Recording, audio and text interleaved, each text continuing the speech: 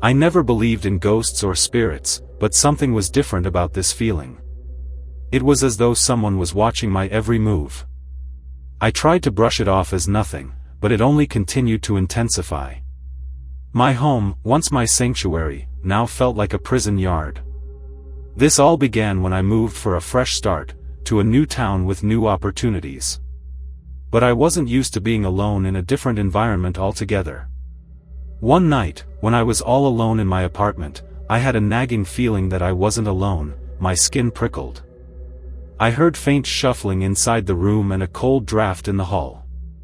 For reasons beyond my understanding, the lights flickered on and off a few times before plunging me into darkness. It must have been an isolated event, I guessed, and maybe I willed the voices and vague shadows within me.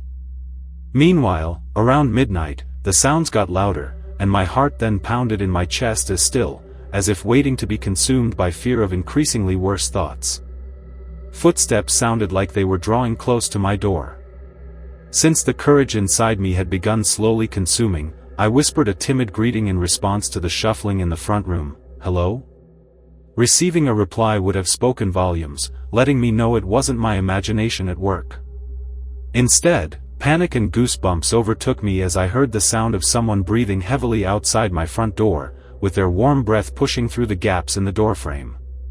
Heavy footsteps paced up and down the hallway. Loudly. Suddenly, I heard the steady sound of fingernails on the screen door, the nails scraping fiercely against metal. My heart thumped inside my chest, beating to the tempo of my doom, as I huddled on the couch tightly, fearing that the perpetrator may enter the room I found security in. I wondered how many other people too had felt this feeling, to protect themselves and their world, confused and never sure if this was really happening. From the edges of the terrace, I watched a shrouded male figure crushing up to my screen door. His silhouette through shadows, illuminating him. I could feel my heart drop as the shrouded man's outline became clear. His icy gaze seemed to bore into my soul, only adding to the fear escalating inside me. In that moment, I realized I had to act fast if I wanted to make it out of this alive. Pushing aside my fear, I got up from the couch and made my way to the door. Gripping the doorknob tightly with one hand, I braced myself for what was about to happen. With a deep breath, I flung the door open. To my surprise, I saw it wasn't a shrouded man at all, but a hooded figure that looked no more than 16 years old. Despite this, I felt relieved when I saw his harmless expression. As he walked towards me with a shy smile, I realized it was his way of asking for help. It wasn't easy for me, but I chose to help him safely return home that night. It wasn't until the next day, after speaking with the neighbors, that I learned about some of the faces hidden behind the veiled entrances walking amongst us with dubious intentions. I concluded that sometimes our own apprehensions and paranoia can make us perceive even the slightest of things as sinister. In the end, however, it was my instincts that compelled me to open the door.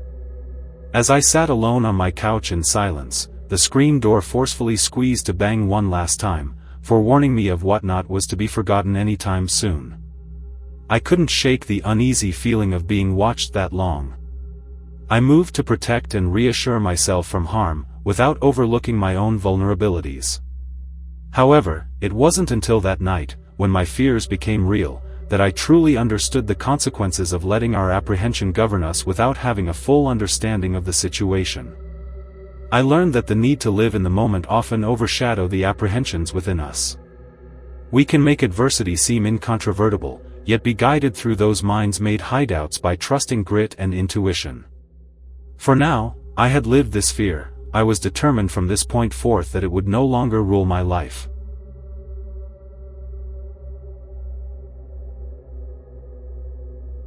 I always thought living alone would be liberating.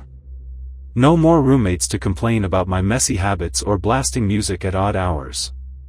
I'd have complete control over my space and my time. It would be bliss. Or so I thought. It started with small things that I brushed off as coincidence or paranoia. The curtains would be pulled back, just slightly, when I was sure I had closed them earlier. A cup would be in a different place than where I remembered leaving it. Nothing major, but just enough to make me question myself. But then I started hearing noises late at night. Scratching at the windows. The sound of footsteps muffled by the carpet.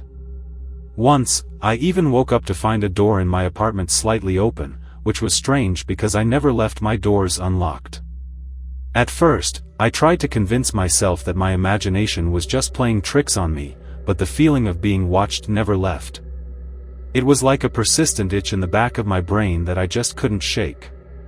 I started to feel uneasy in my own home, always checking my windows and doors multiple times and staying up later and later just to make sure I was safe.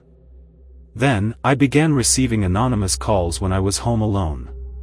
The voice on the other end was always breathy and mysterious, offering vague compliments and warnings that didn't make sense. I tried to hang up as soon as I heard the voice, but it was always too late. They already knew too much about me.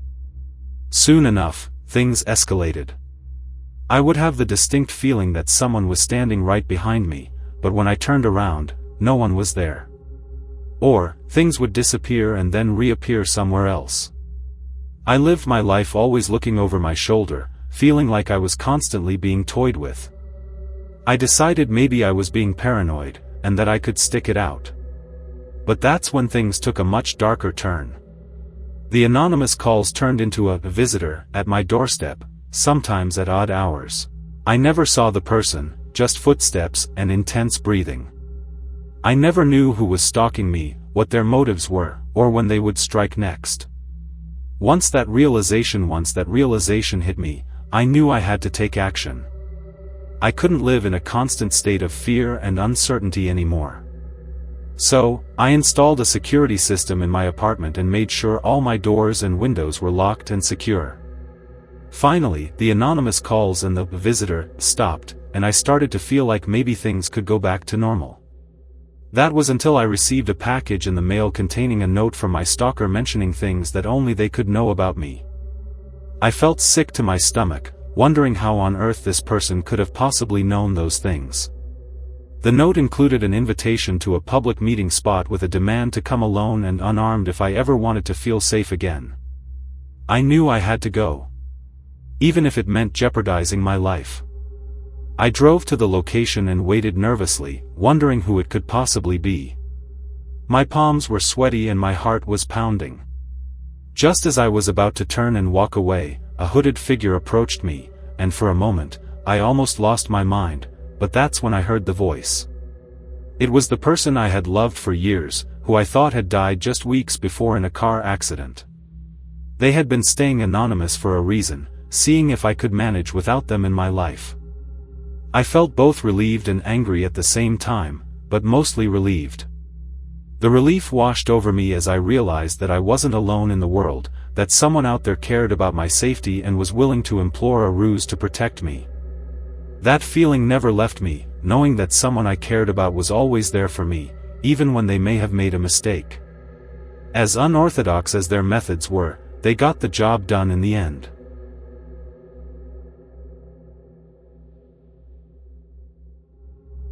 It was a typical Saturday night, and I had just settled into my cozy apartment, ready to binge-watch my favorite show on Netflix.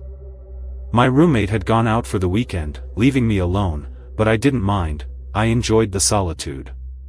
The apartment was located in a peaceful neighborhood, and I had never felt unsafe before. As the night dragged on and the show played on my laptop, I noticed a strange noise outside. At first, I attributed it to lousy insulation or maybe the wind, but it persisted. Curiosity eventually got the best of me, and I tiptoed to the window, gently pulling the curtains aside to peek outside. I wasn't expecting to see anything, but there it was, the bright glow of a flashlight shining into my window, hovering like a menacing eye. The heart raced in my chest, and my hands started to shake uncontrollably. For a moment, my brain couldn't wrap around what was happening. I didn't have any enemies or people angry with me or my roommate. Why would someone be peeping inside our apartment at 11 p.m.? Quickly, my instincts kicked. I quickly moved away from the window to prevent the person from discovering I noticed them. Taking deep breaths, I tried to halt my panicky thoughts as adrenaline coursed through my veins. Who could be doing this? Was it someone I knew? As I tried to recall if I had gotten any threat or passed through someone who I hadn't been quite friendly with, the torch outside grew stranger. The person didn't move, but the sound of footsteps, pacing slowly, echoed outside of my window. Now that someone was stalking me freaked me out even more. I pulled myself together, grasping for my phone to dial 911. As I fumbled for my phone, my mind went on overdrive with worst-case scenarios. What would happen if the stalker finds a way into the apartment? Should I open my door and bolt to the next-door neighbor's house, exposing myself to more danger? My painful thoughts were interrupted when the person outside spotted my movements, and the light was immediately turned off. Fear clenched my muscles and made it impossible to speak. I stood frozen for a moment, hoping that whoever was outside had left. But then, I heard a slow, tapping sound, like someone was testing the locks of my apartment's front door. My body began to shake with fear, and my mind raced with different options that would keep me relatively safe. Without much of a second thought any longer, I gathered all the courage left in me, wrapped a blanket closely around my body, grabbed my phone, and sneaked out the balcony into the chilly night. From my vantage point, I could see the shadow of a person lingering outside the front door, slowly removing something from their pocket and flexing what looked like a metallic object in their hand. I knew that my only route of escape was to climb down the fire escape, and that was what I did at lightning speed. My heart racing, I stumbled and fell but kept pushing, barely feeling the freezing cold concrete floors as I made my way down. Just as I finally got closer to the ground floor, I noticed the dimly lit backstreet alley filled with crates, trash cans, and odd scarps that can hide any danger waiting for me. Finally, when my feet hit the unremarkable path, I sprinted with pumps to the patrol police station nearby, explaining every bit of experience out of breath to the policeman, who kindly reassured me and dispatched some officers back to my haunted apartment. After what looked like forever, the policeman came out with news that the crazed individual had fled. They didn't quite believe that my home was targeted, as another apartment down the floor had been robbed the evening before. I tried to press for the matter anyway, but it occurred to me that as scared as I was, I would never know whether it was a mistake that my grounds were picked, or it was an intentional act. For days, I slept remaining vigilant, setting a bigger bolt to prevent any unauthorized access. But the thought of an unknown, terrifying stalker out there was still holding true in my mind. Every creaking floorboard and outside noises made me jump, always leaving my overworried mind in an anxious state.